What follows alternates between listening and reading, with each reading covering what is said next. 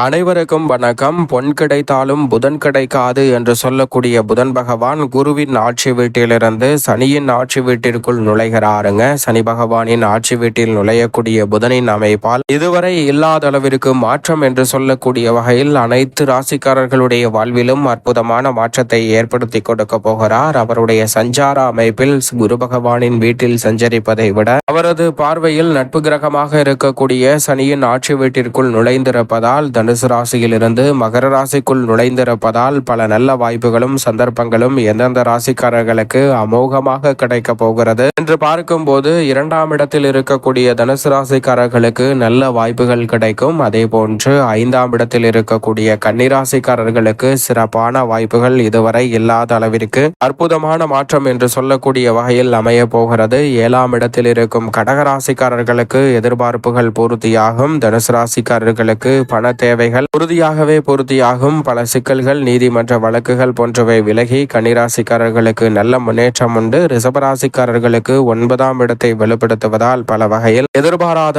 அதிர்ஷ்ட யோக வாய்ப்புகளை இந்த வேளையில் சந்திக்கக்கூடிய சந்தர்ப்பத்தை உருவாக்கி கொடுக்கிறார். காரிய தடைகள் விலகும். வெற்றிக்கான நல்ல சந்தர்ப்பங்கள் வலுவாக கிடைக்கும். லாபஸ்தானத்தை மீன ராசிக்காரர்களுக்கு வலுப்படுத்துகிறாருங்க புதனை தொடர்ந்து சூரியன், சுக்கிரன் மற்றும் செவ்வாய் என பல கிரகநிலைகளும் இந்த மகர ராசியை வலுப்படுத்த போவதால் மீன ராசிக்காரர்களுக்கு பல வகையில் லாபம் நிறைந்த வாய்ப்புகளும் சந்தர்ப்பங்களும் இந்த தருணத்தில் கிடைக்க இருக்கிறது. தவறவிடாமல் பயன்படுத்திக் கொள்ளுங்கள். இந்த 5 ராசிக்காரர்களுக்கு இதுவரை இல்லாத அளவிற்கு அமோகமான நன்மை உங்களை தேடி வரக்கூடிய அற்புதமான தருணமாக பார்க்கப்படுகிறது. ஆனால் அதே வேளையில் ஜென்மராசியில் இருக்கும் மகர ராசிக்காரர்கள் சற்று நிதானத்துடன் உணர்ச்சி வசப்படாமல் நடந்து கொள்வது நல்லது. அதே போன்று மிதுன ராசிக்காரர்களும் அஷ்டமத்தில் ராசிநாதர் இருப்பதால் கூடுதல் கவனத்துடனும் விழிப்புணர்வுடனும் இருக்க வேண்டும். எடுத்தோம் கவிர்த்தோம் என்ற முடிவுகளை எடுப்பதை தவிர்ப்பது நிச்சயமாக நல்லதாக பார்க்கப்படுகிறது. மிதுன ராசிக்காரர்களுக்கு கன்னிராசிக்காரர்களுக்கு 6ல் மறைந்திருக்கும் புதனால் அதிரடியான நன்மை நிச்சயமாக உங்களை தேடி வருகிறது. அதோடு மட்டுமல்லாது